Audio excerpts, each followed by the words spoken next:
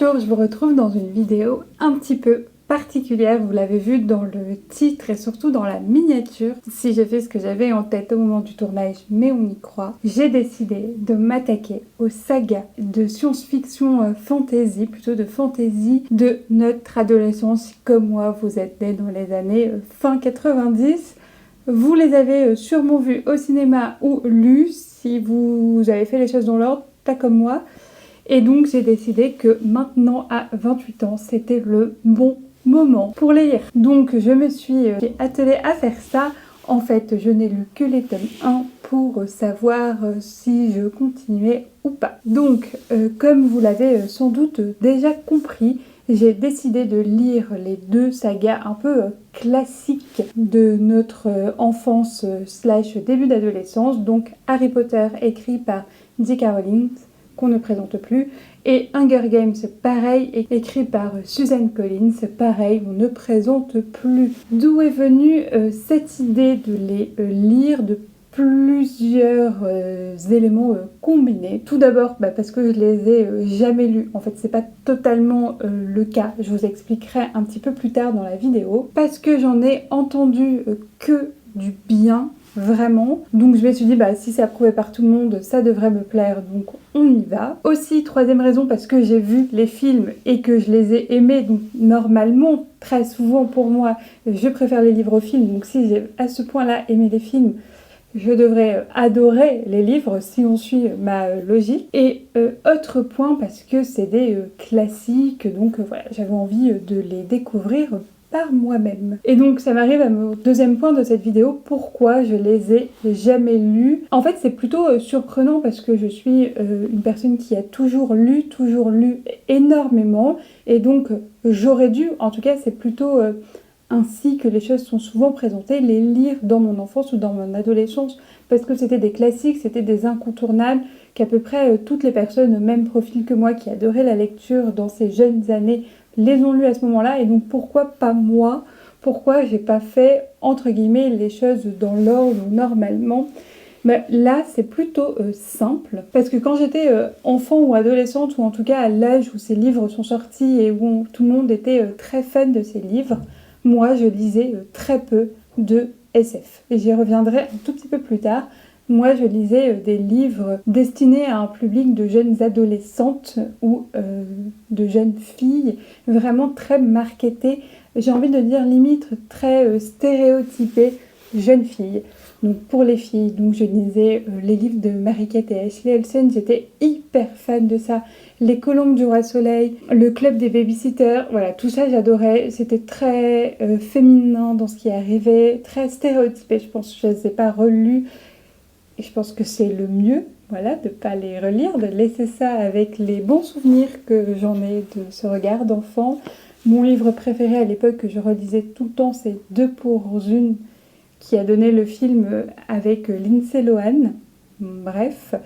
Donc voilà, j'étais pas du tout dans cette ambiance science-fiction, fantasy, même si j'ai vu les films. D'ailleurs, Harry Potter, je les ai vus beaucoup plus tardivement. C'est pareil pour Twilight, Hunger Games, les films, je les ai vus au moment de leur sortie, mais j'étais pas à fond dans ces univers-là. Et je vous l'avais dit dans une précédente vidéo, ma découverte de la SFFF au sens large remonte à peu près 2 ans. Et là, vous l'avez vu dans la chaîne, j'en parle beaucoup, je m'y mets à fond. Voilà, je découvre à fond, j'aime beaucoup, vraiment beaucoup, avec des mois où l'essentiel de mes lectures sont des lectures de SFFF.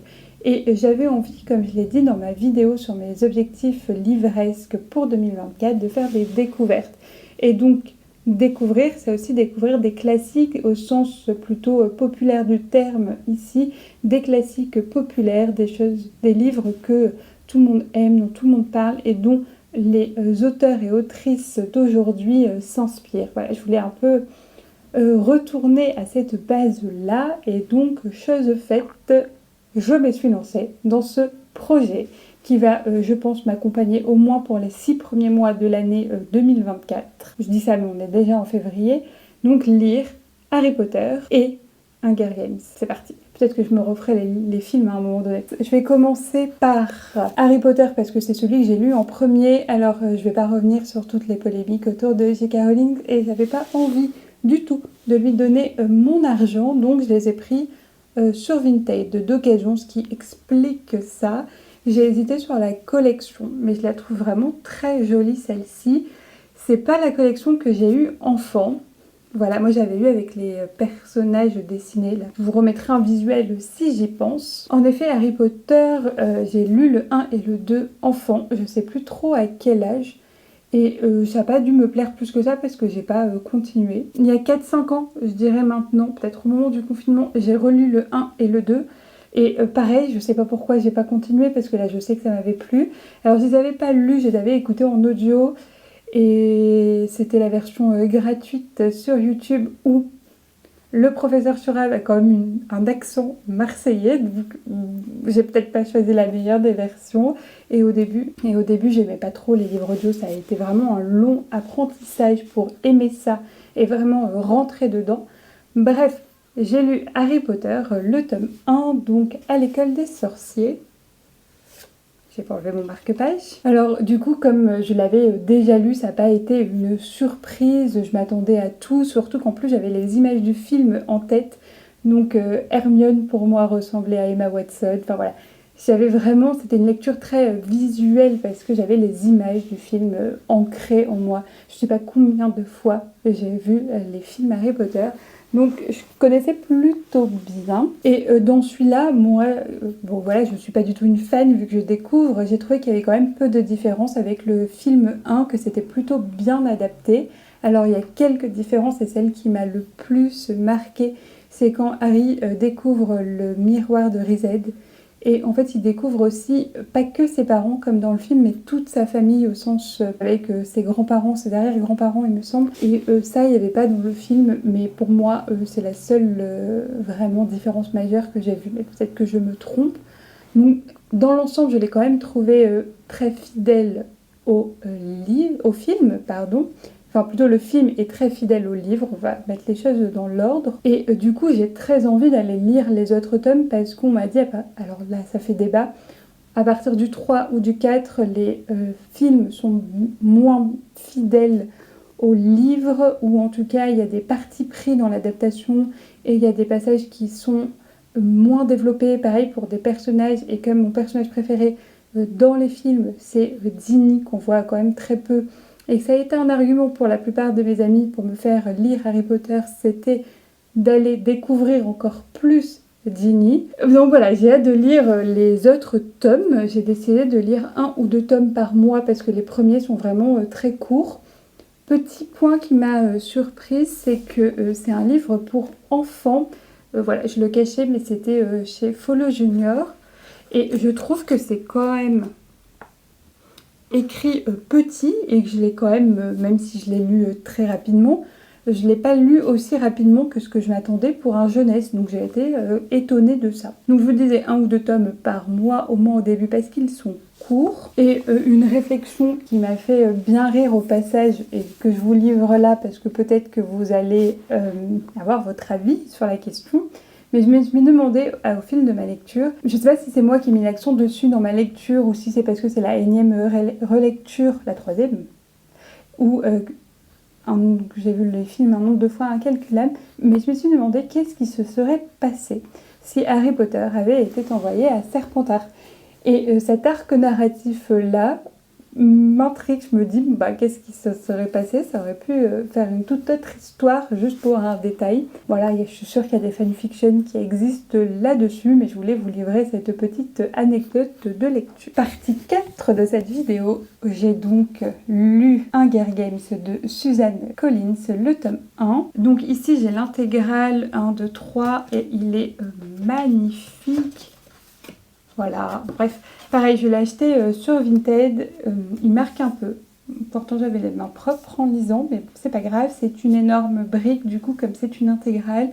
Mais vraiment, elle était à prix donné sur Vinted. Je crois que je l'ai payé 10 €, 12 €, un truc comme ça avec les frais de port. Donc vraiment, c'était une affaire. En plus, super aide. Je l'ai dévoré ce tome 1. Je l'ai lu en moins de 24 heures, vraiment, je l'ai dévoré. Alors, à l'inverse d'Harry Potter, les livres Hunger Games, je les ai jamais lu. Je vous disais, j'avais pas lu de SF, mais en fait, un des livres qui m'a le plus marqué enfant, c'est quand même À la croisée des mondes de Philippe Pullman. Je suis plus trop sûre du nom de l'auteur, je vous le remettrai. Et pareil, je me rappelle, c'était une grosse intégrale comme ça et que je tenais absolument à ce que ma mère m'achète l'intégrale. Et j'ai des souvenirs d'enfant de porter une intégrale comme ça. Bref, c'est un flash qui vient de me traverser quand je vous parlais d'Hunger Games. Je vous disais donc, je l'ai dévoré, moins de 24 heures de lecture. J'ai vu les films, mais alors il y a longtemps, et c'est pas des films que j'ai revus. Hunger Games, je voulais les lire aussi parce que j'ai adoré le préquel au cinéma.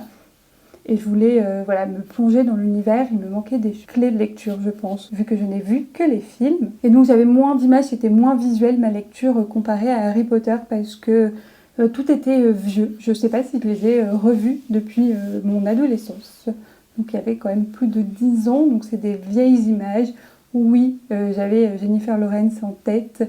Mais l'acteur qui joue Pita, je sais pas comment ça se prononce, déjà j'avais oublié que le personnage s'appelait comme ça et j'avais pas du tout sa tête en lisant. Il y avait que le personnage de Roux que je voyais très bien, je vais y revenir. Donc voilà, j'ai adoré cette lecture, ça a été un coup de cœur. Alors oui, c'est très young adulte comme lecture. Et je vous avais dit au début qu'il y avait des auteurs et des autrices contemporains qui s'inspiraient d'Hunger Games.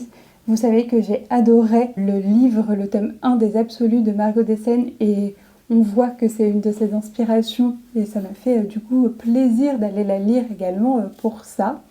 Dans ce livre, comparé au film, ou en tout cas de mes souvenirs cinématographiques, j'ai trouvé que Katniss était moins insupportable que dans les films, ou en tout cas, plutôt, pour le reformuler et lui donner justice, lui rendre justice. Elle nous laissait davantage voir ce qu'il y avait au-delà de sa carapace et ça j'ai adoré. J'y ai trouvé tellement touchante dans le livre plus que dans le film. Ça est dur entre livre et film à chaque fois. La mort de Roux, elle est bouleversante dans les films. Bon là, j'ai pleuré également dans le livre. Ça m'avait laissé un souvenir, en fait aucun souvenir à vrai dire, parce que même son nom, je ne m'en rappelais plus et là, il m'a touchée. L'histoire entre Katniss et Pita, j'ai adoré. Le triangle amoureux avec Gale, je l'ai trouvé vraiment beaucoup plus intéressant, crédible, même plus subtil que dans les films. Bref, j'ai vraiment adoré, j'ai passé un bon moment de lecture. Après, c'est sûr que les thèmes abordés sont vraiment minimes au sens... Enfin, les thèmes politiques abordés sont minimes, sont disséminés. C'est pas une grande réflexion sur les inégalités de classe, sur le système politique, sur la confiscation du pouvoir par des riches, etc. Mais c'est là par petites touches, ça reste du young adulte. Si ça avait été pour un public plus averti, plus adulte, j'aurais aimé que ces thèmes-là soient davantage développés. Et j'ai hâte également aussi de lire la suite, et là il n'y en a que 3 plus le préquel, que je vais lire, c'est sûr. Donc je pense que je vais les lire peut-être un tome par mois, voire accélérer le rythme parce que j'ai bien envie de savoir la suite et je me dis que si chaque tome je le dévore en 24 heures, c'est trop bien. Donc voilà, j'ai vraiment beaucoup aimé. Alors je peux pas faire de comparaison entre les deux parce que ça c'est une relecture et je connais très bien les films alors que ça j'avais des souvenirs beaucoup plus fugaces, mais c'était deux très bonnes lectures pour le moment. Le tome 1 j'ai préféré Hunger Games, mais peut-être parce que là on est chez des ados et que là ça reste quand même très enfantin dans les thèmes. Peut-être, je sais pas. En tout cas, je suis trop contente d'avoir mis un tout petit pied, surtout pour Harry Potter, parce qu'il y a quand même 8 tomes, il me semble. Je confonds avec les films.